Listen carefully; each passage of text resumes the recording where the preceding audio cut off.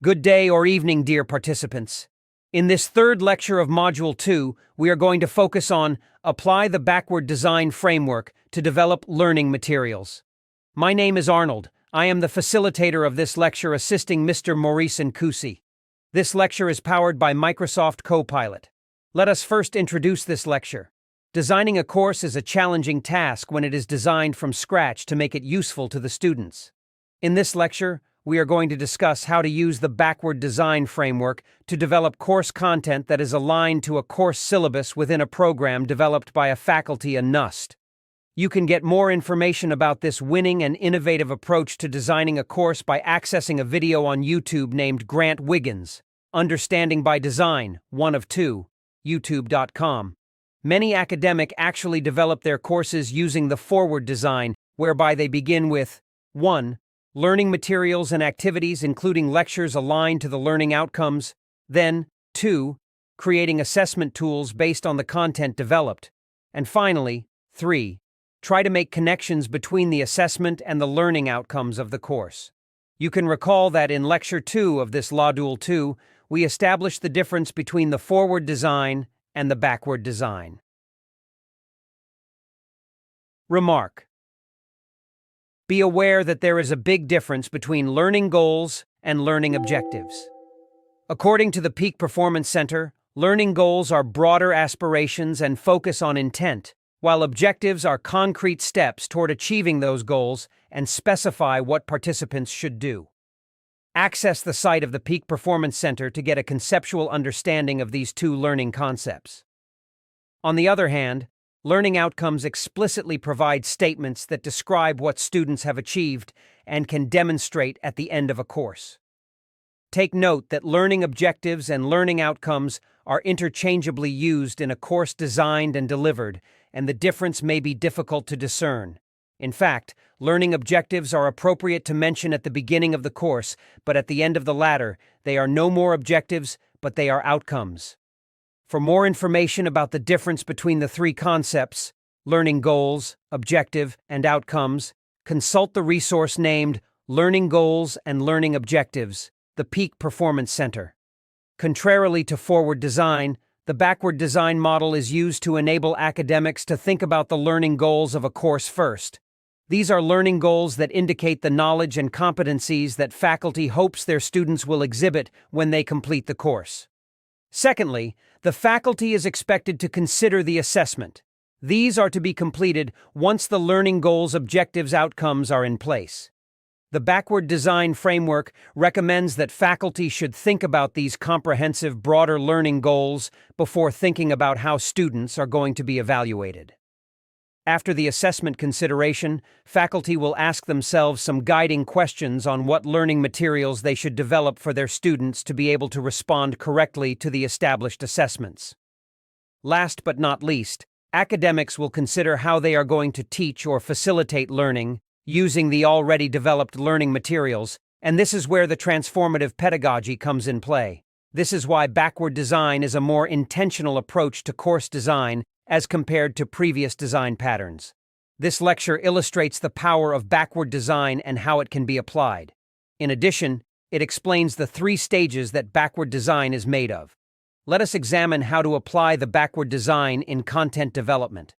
In this section, we are going to explore how to apply the 3 stages of backward design to develop quality learning materials where the constructive alignment between the learning outcomes, the content, and the assessments is evident, verified, and accurate. As you are aware already, backward design responds to the requirements of construction alignments of all components of the course by ensuring that all aspects of this course are aligned with the desired learning outcomes, resulting in a more cohesive and effective educational experience. The following represent the method to apply the 3 stages of backward design in content development for a course, according to Wiggins and McTighe, 2005. Stage 1. Identify desired results. 1. Define clear learning objectives. Begin by determining what you want students to learn by the end of the course. These objectives' outcomes should be specific, measurable, attainable, relevant, and time-bound. SMART. Clear objectives outcomes provide a roadmap for both instructors and students. Wiggins and McTighe, 2005. Take note that the learning outcomes of the course are already pre-established in the syllabus of the course within the developed program. The intended learning outcomes are developed at 3 levels according to the structure of the curriculum and its components. Level 1. Learning outcomes, exit program outcomes at the program level. Level 2. At course level through the course syllabus. Level 3. At chapter topic lecture level 2. Align with standards. Ensure that your learning objectives outcomes align with institutional or industry standards. This guarantees that the content is relevant and meets the expected criteria for the subject area. Wiggins and McTighe, 2005. 3. Consider student needs. Take into account the diverse backgrounds, prior knowledge, and learning styles of your students. Tailoring your objectives to meet the needs of your students can enhance engagement and comprehension. Wiggins and McTighe, 2005. You can collect data related to student satisfaction, strengths, weaknesses, preferences, etc., using survey or group discussion or interviews. Stage 2. Determine acceptable evidence. 1. Design assessments. Create assessments that will accurately measure whether students have achieved the desired learning outcomes. These assessments can be formative, ongoing, or summative, end of course or chapter, etc., and should provide a variety of ways for students to demonstrate their understanding. Wiggins and McTighe, 2005. The assessment should align with each related learning outcome. For example, let us consider a course in mathematics in first year, and named Algebra and Trigonometry. One of the learning outcomes of the course is Solve Trigonometric Equations. At this stage, the lecturer develops a set of questions related to this learning outcome to develop learning materials that will assist student to acquire the competence of solving trigonometric equations. One of the questions related to this learning outcome may be formulated as follows. Question. Solve the quadratic trigonometric equation. In word, 2 sine squared x plus 3 sine x plus 1 equals 0. 2 cos in 2x plus 3s in x plus 1 has 0s in the interval 0, 2 pi, and explain the steps involved. If student can respond correctly to the question, it is clear evidence that they have achieved the learning outcome. 2. Use rubrics. Rubrics are powerful tools in the backward design framework, providing clarity, consistency, and alignment in the educational process, and also serving as tools for assessment and guiding the instructional design process. In addition, the rubrics help students understand what is expected of them and provide a consistent framework for grading. Wiggins and McTighe, 2005. By defining clear performance criteria and guiding instructional design, rubrics help to ensure that all aspects of a course are focused on achieving the desired learning outcomes. Involving students in the rubric creation process and providing detailed feedback further enhances student engagement and learning.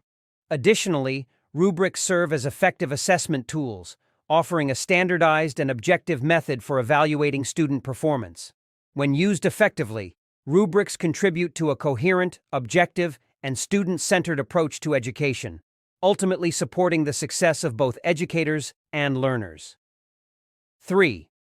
Incorporate multiple assessment methods. Utilize a mix of assessment types, such as quizzes, essays, projects, presentations, and peer reviews. This approach caters to different learning styles and provides a comprehensive picture of student learning. Wiggins and McTighe, 2005. Stage 3. Plan learning experiences and instruction. 1. Develop learning materials.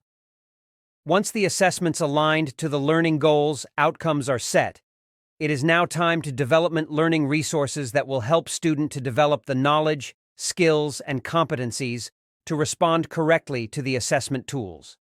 Doing so, the content will specifically target students' achievements of the learning goals, outcomes. As content is king in the education setup, the development of the learning resources will require careful planning, design, and development to ensure the diverse needs of the students are considered. In this case, Sound instructional design principles should be considered to facilitate student learning effective experiences. 2. Develop instructional activities. In this case, the learning materials are already developed, and it is now time to design and develop activities that will help students to interact with the materials and achieve the learning objectives. These activities should be engaging, interactive, and aligned with the assessments developed in Stage 2 and also aligned to the developed learning materials.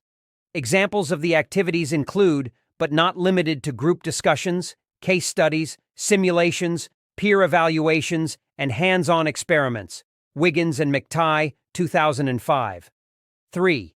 Sequence content. Logically, organize the content in a logical sequence that builds upon prior knowledge and gradually increases in complexity. This scaffolding approach helps students develop a deep understanding of the material. Wiggins and McTighe, 2005. 4th. Integrate technology. Incorporate technology tools that enhance learning, such as learning management systems, LMS, that contains multimedia resources, videos, simulations, etc., and online collaboration features. Technology can facilitate different modes of learning and provide additional support for students. Wiggins and McTighe, 2005. Technology can facilitate the personalization and adaptation of learning opportunities for students with learning difficulties, including those who excel in their learning. 5. Reflect and revise. Continuously reflect on the effectiveness of your course design and be open to making revisions based on student feedback and assessment data. This iterative process ensures that the course remains relevant and effective over time. Wiggins and McTighe, 2005. Applying the 3 stages of backward design in content development ensures that every aspect of your course is purposefully aligned with the desired learning outcomes. By following these tips, you can create a coherent and impactful educational experience that supports student success. Wiggins and McTighe, 2005. Let us reflect now. This lecture introduces how to apply the backward design framework for course development, emphasizing the importance of aligning learning outcomes, assessments, and instructional activities to create cohesive and effective educational experiences. Key discussion points include the 3 stages of backward design: identifying desired results, determining acceptable evidence, and planning learning experiences and instruction. Now, what questions should we start asking ourselves after receiving all the information from this lecture? What comes to my immediate thinking is, 1. What are the key concepts and theories discussed in the lecture, and how do they relate to education, especially in higher education? 2. What are the most challenging aspects of the lecture, and what strategies do you think you may use to overcome these challenges? 3. How did the lecture build upon your previous knowledge or challenges or any preconceptions you had? Reflect in writing on these 3 questions using the Gibbs Reflective Cycle Guide, which will be shared with you in this module. Compile your reflection in the e-journal available within the e-learning platform. Share your reflections with your colleagues in your department and beyond. Also share them on the community of practice space, which will be shared with you. In conclusion, the lecture provided some insights on how to apply backward design framework to develop quality learning materials. It provides a robust and systematic approach to course development that prioritizes students' achievement of the learning outcomes. By starting with the end goals in mind and meticulously aligning assessments, learning materials, and instructional activities, academics can create a cohesive and effective educational experience. Continuous reflection and integration of technology further enhance the learning environment, catering to diverse student needs and promoting engagement. Ultimately, this method ensures that both educators and students are focused on achieving meaningful and measurable educational objectives, leading to a more impactful and successful learning journey. If you have any questions or challenges, please use the discussion forum named Questions and Answers of Module 2 to ask questions and answer other participants' questions as well. Thank you for your attention.